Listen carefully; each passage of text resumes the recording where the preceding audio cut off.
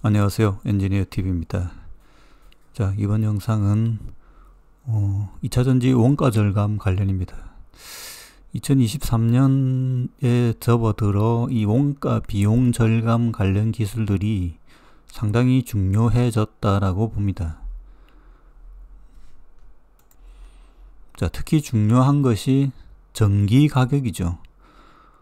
어떤 공정에서 얼마나 전기를 많이 쓰느냐, 이게 뭐 탄소하고도 관련이 있는데요. 이런 부분에서 특정 공정에서 탄소를 많이 쓴다든지 전기를 많이 쓴다고 하는 것은 곧 비용 증가로 이어집니다. 이 부분을 개선해야 되는 요구사항들이 이제 급증하게 되는 거죠. 리튬이온 배터리의 생산에서는 배터리 용량 킬로와트 아워당 약 50에서 65kW가 쓰입니다. 한 180에서 230 메가줄의 전기인데요. 여기에서 이제 뭐 재료 채굴이라든지 가공 같은 공급망의 단계는 포함되지 않은 전기입니다. 결론적으로 이야기 든다고 하면 배터리 셀의 제조 단계에서는 코팅과 건조, 그리고 형성 및 노화, Formation and Aging, 일반 화성 공정이라고 하는데요. 여기에 전력 수요가 가장 높습니다. 그래서 이 두 공정에 대한 개선이 현재 절실해지는 거죠. 향후 전기 가격이 떨어지기가 좀 쉽지는 않겠죠. 전기를 발생시키는 석유화학 베이스를 했을 경우 탄소 발생도 있고, 원유 가격도 어느 정도 $70 선으로 모일 가능성이 높죠. 그리고 그 다음 뭐 가스를 사용하기도 쉽지가 않고, 뭐 러시아의 가스 전쟁도 있고, 친환경으로 바로 적용하기도 쉽지 않죠. 지금 원자력도 현재 투자 시간이 필요합니다. 그러니까 배터리 셀 산업 전략에서도 이 비용 관리 부분이 중요한 어떤 경쟁력이 되었다는 겁니다. 자, 이 자료는 유럽에 근거된 자료인데요. 어떻든 이 친환경에 대한 분석들이 일반 유럽에서 현재 리딩하고 있기 때문에, 그래서 뭐 차량 같은 경우 유로 5, 6 해서 이제 디젤 관련 이런 규격들도 많이 나오죠. 순차적으로는 그렇다는 겁니다. 자료상에서도 유럽이면 한국의 상황도 좀 비슷한 것 같고, 뭐 미국이나 중국이나 뭐 큰 차이는 없는데 한국이나 유럽은 좀 비슷한 상황이죠. 여기에서 보면 에너지에 이제 관련된 코스트 이익에 대한 임팩트가 가장 강한 산업을 이제 미네랄 프로덕트로 봤습니다. 기본 뭐 철강, 뭐 금속류 생산도 문제가 되죠. 이거는 이제 기본 이제 에너지가 많이 들어가니까 재련 이런 거는 전기 사용량이 엄청 높죠. 그리고 추가로 어떤 이제 미네랄 프로덕트 소재를 만들 때 추가에 또 에너지가 들어갑니다. 가장 전기 사용량이 높다라고 보고 이익의 감소가 크게 되는 거죠. 에너지 사용 코스트가 가장 강력한 산업이죠. 뭐 대표적인 2차전지 양극재 같은 거겠죠. 자, 배터리 셀 공정에 대한 전력 사용 부분입니다. 자, 그림으로 일단 되어 있어서 여기에 탁 튀어나와 있는, 여기 보면 배터리 셀 와트당 에너지의 사용, 전기의 사용에 대한 거죠. 여기 보면 133W입니다. 코팅 앤 드라잉이죠. 그죠? 이게 이제 보면 코팅하는 공정은 양극, 음극재 슬러리로 만들어서 극판에 이제 알루미늄 박이나 동박 이렇게 한 100마이크로 정도 두께로 쭉 코팅하는 겁니다. 여기에 사실 코팅하는 데에 어떤 뭐 에너지가 들어간다기보다 이 코팅하고 나서 한 뭐 시간으로 보면 어느 정도인지는 가능하긴 한 100m 정도를 이렇게 이동하면서 롤을 거치게 됩니다. 여기가 이제 내부가 온도, 고온에 상태를 유지하고 있거든요.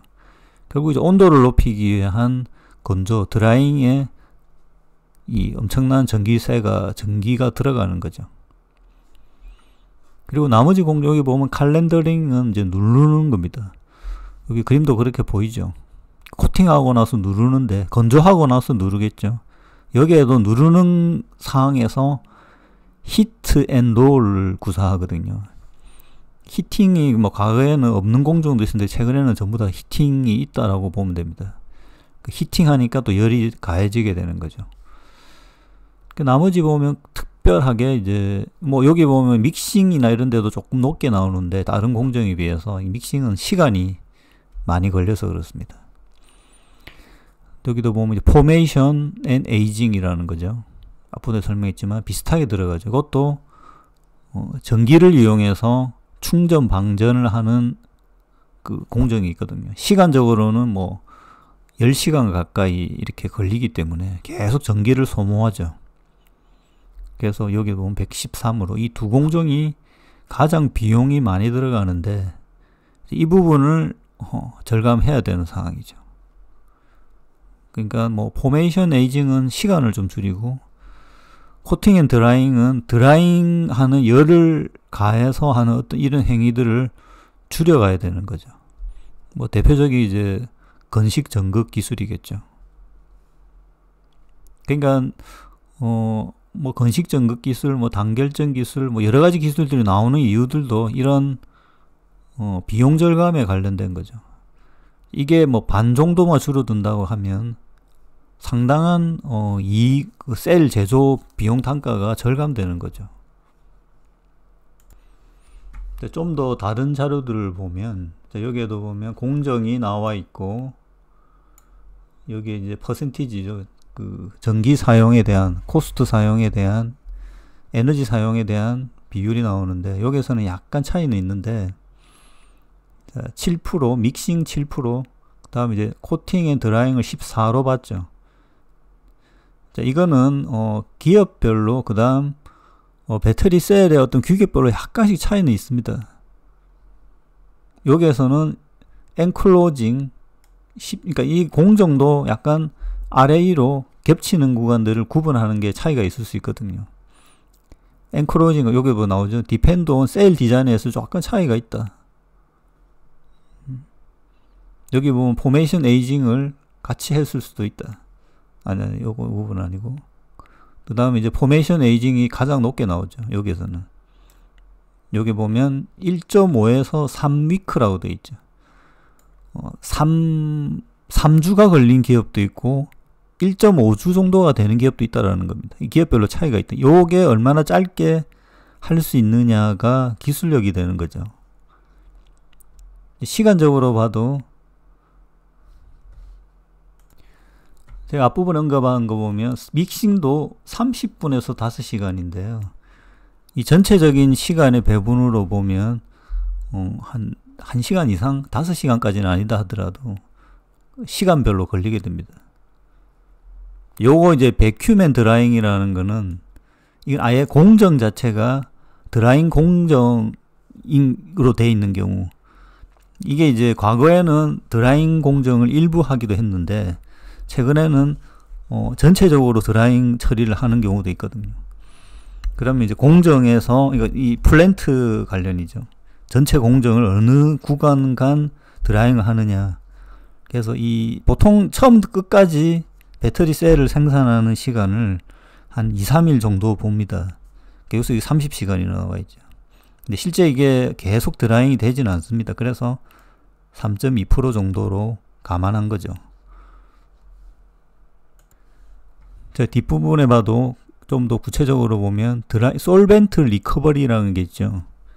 요게 또 그 48% 정도로 돼 있는데 실제 드라잉하고 나서 빠져나온 솔벤트를 다시 재활용하는 방식으로 되어 있습니다. 완전히 이제 그 NMP인데 이게 NMP에 양극재에 들어있던 그 슬러리 상태의 NMP를 다시 빼내서 재활용하는, 이 재활용하는 것도 뭐 그 보통 그냥 쓰는 게 아니고 여기에서 완전히 재활용하는 공정은 또 외주를 준다든지 그러니까 그런 걸 전문을 하는 기업들도 있습니다.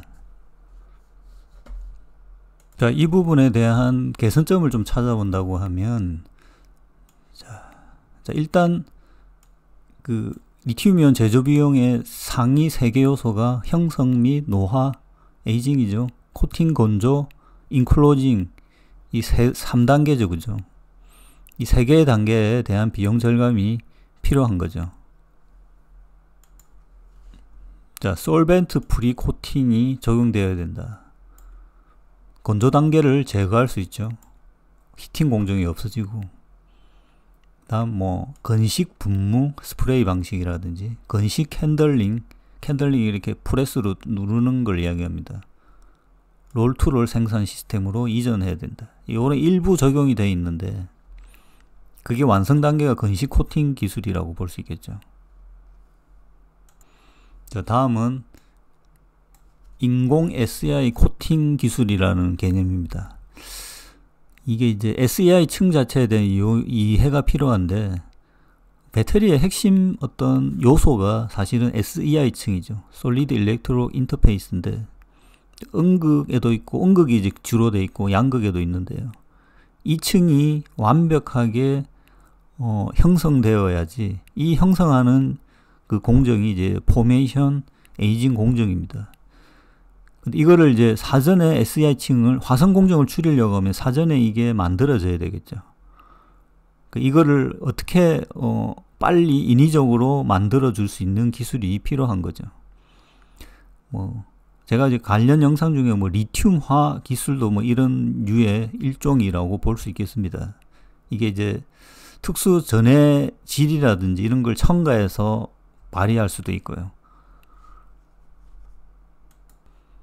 자, 이게 네 번째는 팩 기술 관련입니다. 이거는 뭐 많이 알려진 거고 셀 투 팩을 없애는 모듈을 없애는 그렇게 함으로써 그 셀에서 받는 그 부담감을 전기 차량에서 해소해야 되는 거든. 냉각 장치라든지 이런 것들로 보완하면 셀에서 좀 어떤 공정에 대한 부담이 줄어들겠죠. 그 다음에 이제 재활용 기술이죠. 근데 이제 재활용 관련된 것도 아직 완벽하게 뭐 기술이 정착된 건 아니기 때문에 여기에도 이제 언급하지만 셀을 분해하는 것 자체가 노동력 에너지 집약적 과정이라는 거죠. 여기에서 이제 여기도 보면 자동 분해 시스템 로봇을 도입하여 분해 효율을 높여야 된다. 그리고 배터리 팩의 설계, 전기차의 설계에서도 이 부분이 감안돼야 되는 거죠. 쉽게 분해되고 교체할 수 있게 설계돼야 되는 거죠. 재활용 편의성이 고려돼야 된다는 겁니다.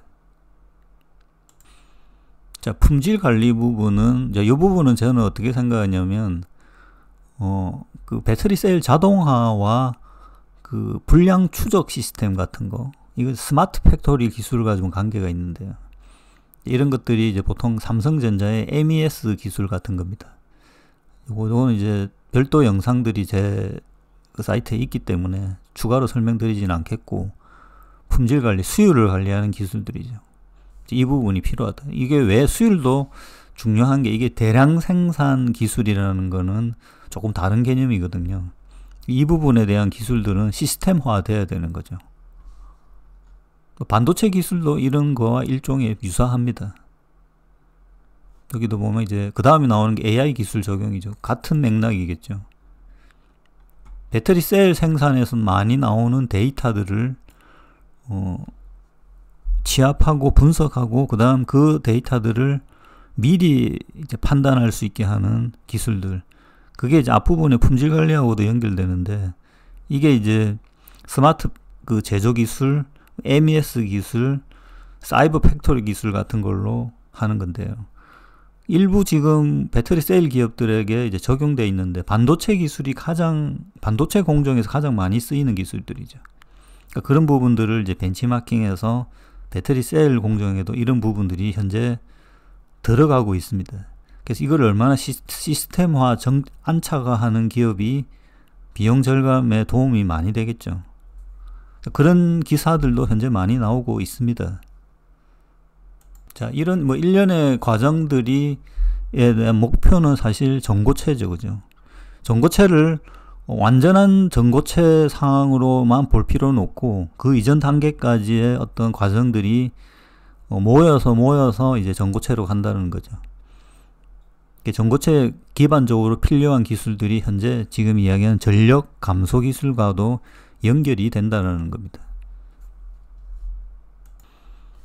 자, 뭐 마지막으로 결론, 이제 코팅 관련 공정이라든지 그다음 화성 공정에 대한 개선은 많이 이루어질 수 있다. 그러면 이 공정에서 이제 적용되는 장비 기술, 그다음 어떤 소재 기술들이 조금 달라질 수 있겠죠. 그런 영향들이 향후 있을 것으로 봅니다. 자, 이것으로 마치겠습니다.